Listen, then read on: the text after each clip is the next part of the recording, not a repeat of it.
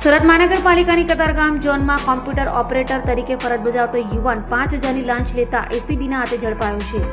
સુરત મહાનગરપાલિકાની કચેરીમાં ફરી ભ્રષ્ટાચાર ઉજાગર થયો છે। વાત એમ છે કે સુરત મહાનગરપાલિકાની કતારગામ ઝોનમાં આવેલ આકારણી વિભાગમાં ફરિયાદીએ પોતાનું નામ ટ્રાન્સફર કરાવવા માટે અરજી કરી હતી। જે અરજીને લઈ કતારગામ ઝોનમાં આકારણી વિભાગમાં કોમ્પ્યુટર ઓપરેટર તરીકે નોકરી કરતા કરાર આધારિત રાહુલ રામ આશીષ પાલે વેરા બિલમાં નામ ટ્રાન્સફર કરવા માટે 5,000ની લાંચની માંગણી કરી હતી। જે અંગે ફરિયાદીએ એસીબીનો સંપર્ક કરતા એસીબીએ ગોઠવેલા છટકામાં લાંચીઓ રાહુલ પાલ આબાદ ઝડપાઈ ગયો હતો, જેથી એસીબીએ તેની ધરપકડ કરી વધુ તપાસ હાથ ધરી છે।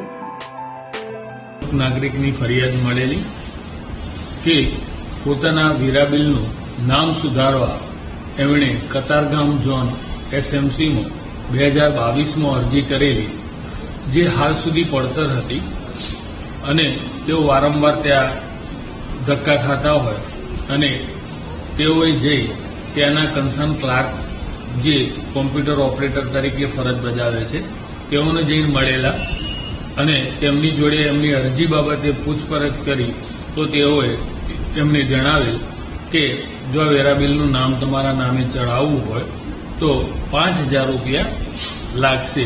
જેઓએ લાંચ ના આપી હોય એસીબીનો સંપર્ક કરેલો અને તેઓ 5,000 રૂપિયાની લાંચ લેતા રહીને પકડાયેલા છે। એ ગુનો રજીસ્ટર થઈ આગળની કાર્યવાહી હાથ ધરેલી।